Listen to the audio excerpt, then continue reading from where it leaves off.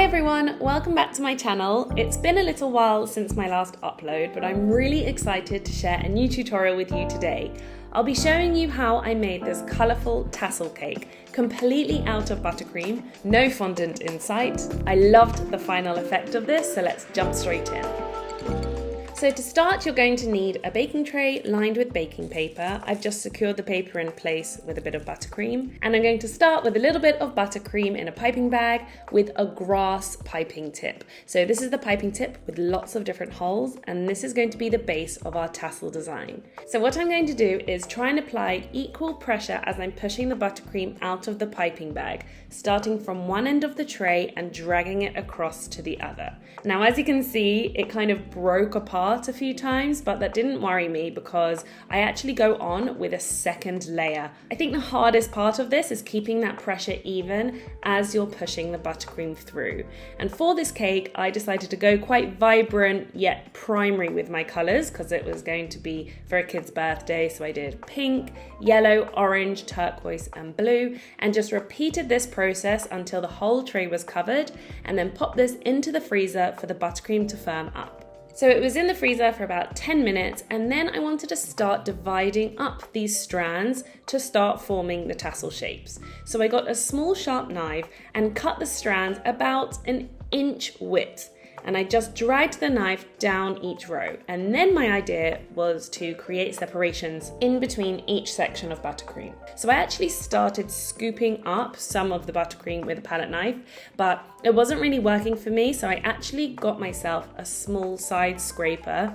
This is my Lissy Lou scraper. I use it on cakes all the time, but this really worked because it was able to scoop up the buttercream that I wanted to lift, but also create really sharp, straight edges. So as you can see, I took away some of this buttercream that I had cut using the knife, leaving shorter strands of buttercream left. So now you can kind of start to see the form of the tassels, but they weren't quite there yet. I had to pop the tray back in the freezer because the buttercream was starting to soften, but I only popped it in there for about 5 minutes. And then when I took the tray out, I used the knife to start shaping the tassel. So what I did, I actually got the knife and pushed the ends of the strands to make it a little bit more narrow. And then I wanted to add the kind of pom-pom bit on the end of the tassel. So I have a small star tip here in the piping bag, filled the piping bag with the same color of buttercream, and piped small rosettes at the narrower end of each tassel. And all of a sudden, I saw the tassel effect come into play, which is exactly what I had in mind.